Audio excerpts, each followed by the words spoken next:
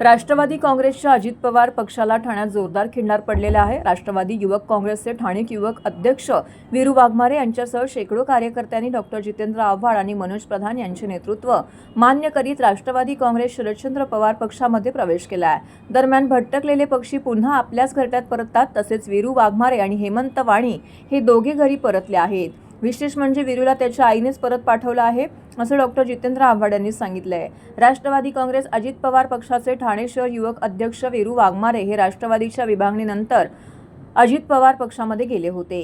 हेमंत वाणी यांनीही अजित पवार पक्षाची वाट धरली होती। मात्र ठाणे शहरातील राष्ट्रवादी अजित पवारचे नेतृत्व कार्यकर्त्यांना योग्य तो सन्मान देत नसल्याचा आरोप करत युवक अध्यक्ष वीरू वाघमारे सरचिटणीस हेमंत वाणी यांनी बुधवारी सायंकाळी राष्ट्रवादी काँग्रेस शरदचंद्र पवार पक्षामध्ये प्रवेश करत डॉक्टर जितेंद्र आव्हाड यांना वाढदिवसाची भेट दिली आहे। या प्रसंगी जिल्हाध्यक्ष मनोज प्रधान आणि युवक अध्यक्ष तथा गटनेते अभिजित पवार यांनी या सर्व कार्यकर्त्यांचे पक्षात स्वागत केले। यावेळी डॉक्टर जितेंद्र आव्हाड हे सर्वसमावेशक नेतृत्व आहेत। शिवाय जिल्हाध्यक्ष मनोज प्रधान आणि युवक अध्यक्ष अभिजित पवार हे कार्यकर्त्यांना सोबत घेऊन चालणारे असल्याने आम्ही स्वगृही परतत आहोत। अखेरीस निजामाच्या तावडीतनं सुटका झाली असं वीरू वाघमारे यांनी सांगितले। ठीक आहे, पक्षी कधीतरी वाट चुकतात, परत घरट्यात परत येतो।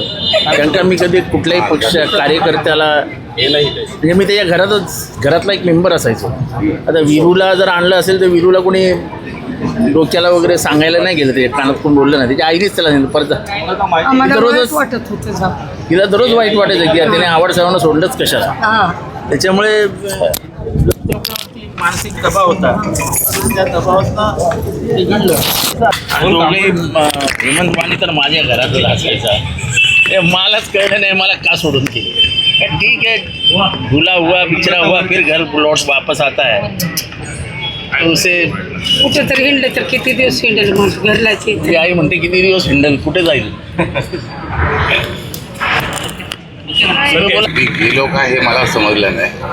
ठीक आहे गेलो, पण एक मला 15 दिवसानंतर एक साहेबांचा फोन आला। एक 7-8 फुलं वाहिली माझ्यावर, नंतर सांगितलं संपलं आता, चल बस झालं। बस झालं म्हणजे परत ये, बस झालं चल परत ये। ते डोक्यात थोडं वेगळे विचार होते, म्हणजे केस संदर्भात, बाकी काय मी क्लिअर सांगतो। माझ्यावर ज्या 307 पडल्या, 1 नाही 2 नाही असं, त्या केसमुळे गेलो मी, बाकी काय। पण नंतर त्याच केस साहेबांनीच काढायला चालू केल्या। मग आता बोललं तिकडे राहून घ्यावं,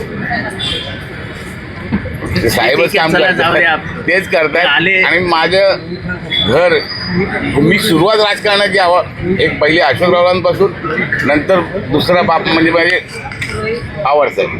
मला शिक्षण मंडळ त्यांनी दिलं, ठाण्यात ओळख ही साहेबांमुळेच आहे माझी, आणि साहेबांमुळेच राहील।